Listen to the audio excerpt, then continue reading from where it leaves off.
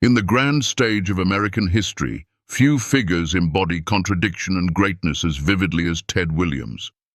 He was the man who could stand in Fenway Park with a bat in hand and become poetry in motion, the man whose swing seemed designed by the gods themselves.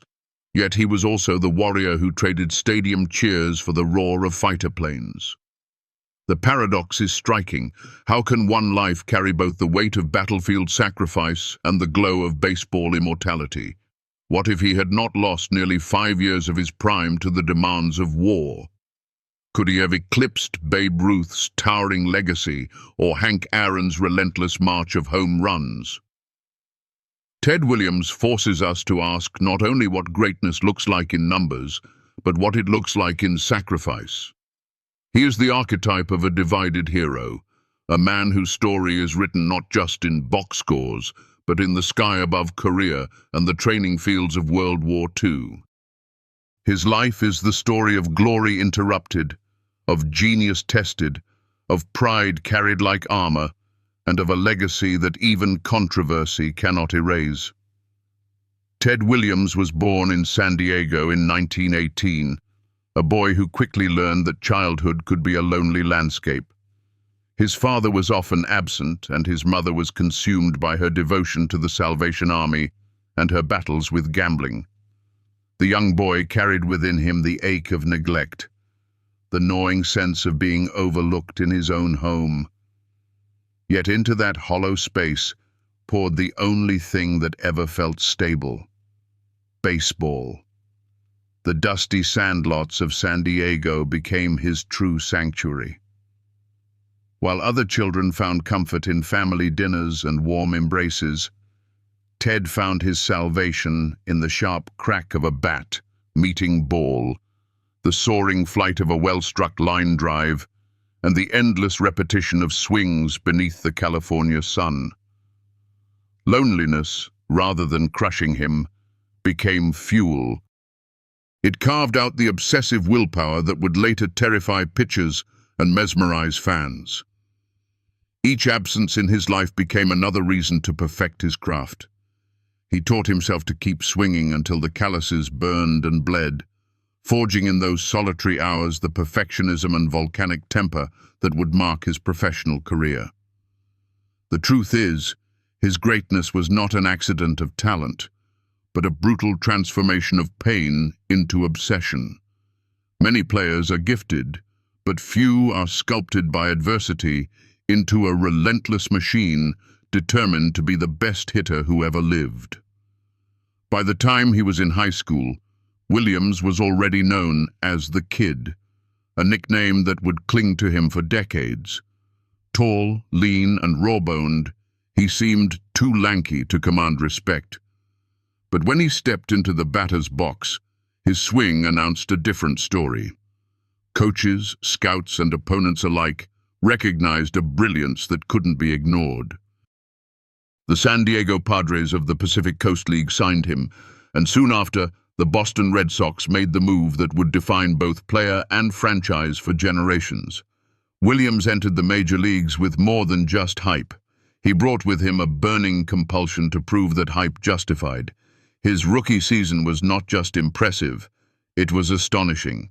31 home runs, 145 runs batted in, and a batting average that placed him among the elite. At a time when the Yankees boasted the elegance of Joe DiMaggio, Williams arrived as the raw, fiery counterpoint, obsessed not with appearances, but with the relentless pursuit of a perfect swing. Fans saw in DiMaggio grace and polish, but in Williams they saw raw defiance, a man willing to sacrifice everything to strike the ball the way it ought to be struck. It was not luck, nor mere natural talent. He would take hundreds of swings in a single afternoon, visualizing, adjusting, demanding nothing short of absolute mastery. To believe he was simply born to hit is to misunderstand the depth of his discipline. He manufactured greatness through sheer will.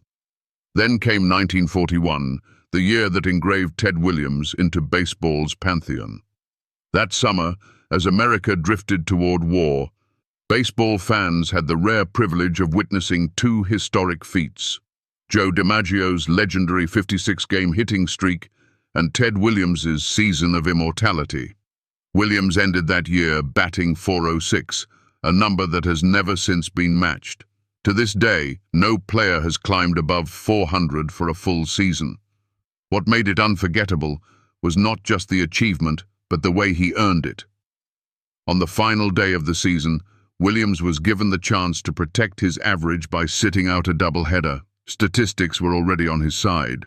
He could have walked away as the last man to hit 400 without ever lifting the bat again, but he refused.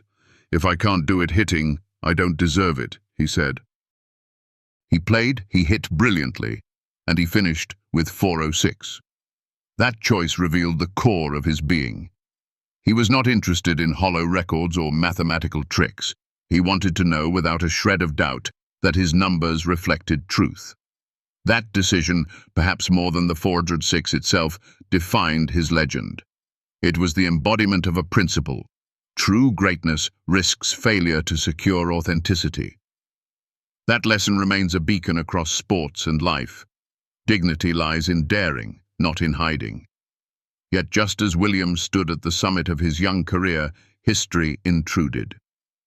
World War II summoned him from Fenway to the cockpit of a Navy training plane. He had been the greatest hitter in the world, and now he would learn to fly, to master instruments and maneuvers that could mean life or death. Skeptics doubted whether a ball player could transform into a pilot, but Williams's extraordinary hand-eye coordination and reflexes, honed by years of tracking pitches, translated seamlessly into aviation. He became an exceptional pilot, earning the respect of his instructors and peers. In this new arena, his same perfectionism applied. Just as he would not tolerate a flawed swing, he would not accept imprecision in flight. Military discipline sculpted a new layer of his character, tempering his fiery independence with the weight of responsibility. He was no longer merely the kid with a bat. He was an officer whose decisions could mean survival or disaster. It was a transformation the public rarely understood, but it shaped his soul. His time in the service stole years from his prime, yet it also broadened his humanity. He emerged older, more seasoned, his genius tempered by duty. Returning to baseball after the war, Williams seemed almost to pick up where he left off. He won MVP awards, earned the Triple Crown, and re-established himself as the most feared hitter in the game. But always, behind every achievement, there loomed the shadow of the years lost.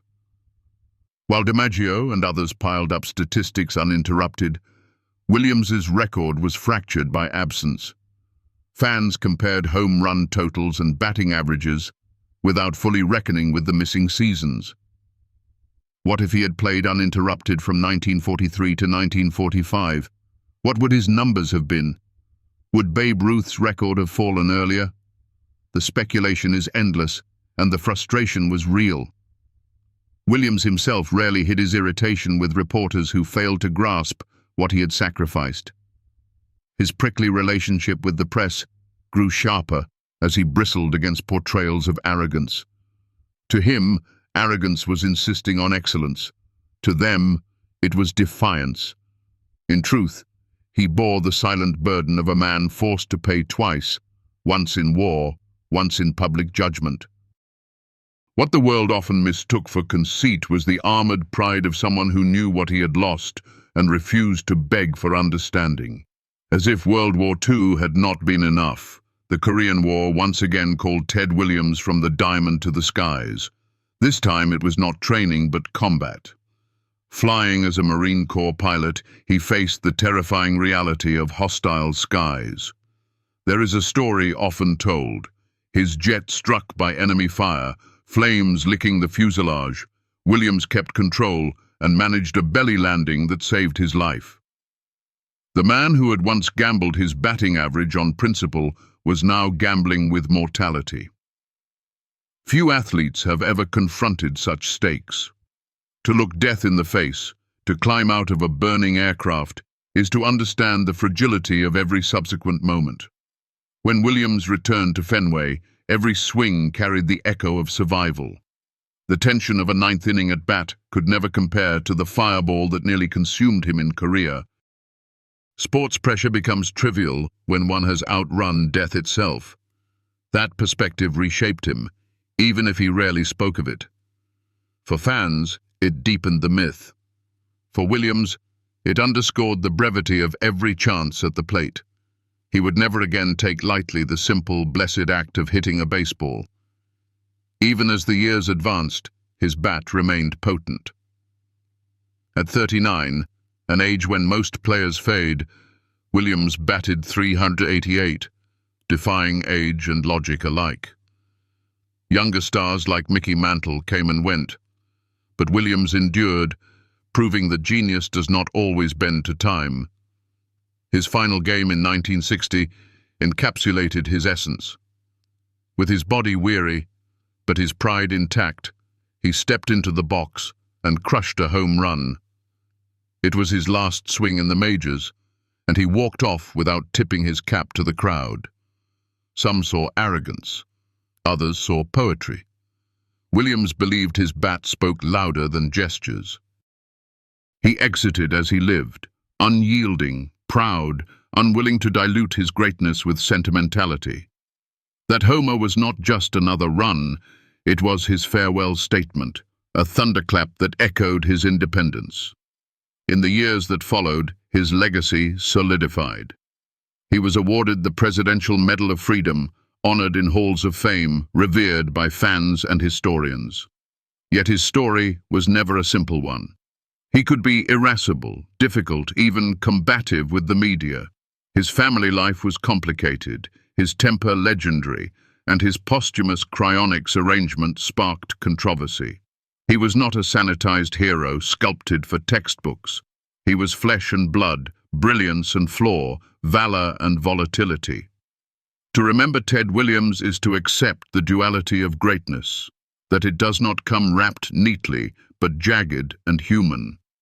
His flaws did not erase his genius, nor did his genius absolve his flaws. Together, they made him unforgettable. His life offers enduring lessons. Childhood wounds can forge unbreakable will. True greatness demands courage, even at the cost of failure. Sacrifice, whether in war or in sport, shapes legacy in ways numbers cannot capture. And pride, though often misunderstood, can be the final defense of dignity. Ted Williams' story is not merely about hits and home runs. It is about what it means to carry multiple lives within one man, the slugger, the soldier, the survivor. To study his life is to confront our own definitions of glory and sacrifice, to measure not just what we achieve, but what we endure. Ted Williams remains one of the most complex figures in the tapestry of American sports. He was the boy abandoned by affection but embraced by baseball, the young phenom who swung his way into immortality, the soldier who exchanged the bat for a cockpit, and the legend who refused to bow even in farewell. His story defies easy categories. Was he the greatest hitter because of his numbers, or because of his refusal to compromise principle? Was he a hero because of medals and homers, or because of the quiet resilience he carried through wars and loss? The answers lie not in comparing him to Babe Ruth or Hank Aaron, but in recognizing the singular path he walked. His career is a reminder that greatness is often costly, forged in sacrifice and sustained by relentless will. As we remember Ted Williams, we are asked to reconsider how we measure legacy. Is it the records, the headlines, the accolades, or is it the stubborn courage to live and fight with uncompromising integrity? Perhaps true greatness is both the swing that defies time and the man who faced fire and never flinched. Ted Williams was more than numbers. He was the echo of endurance itself.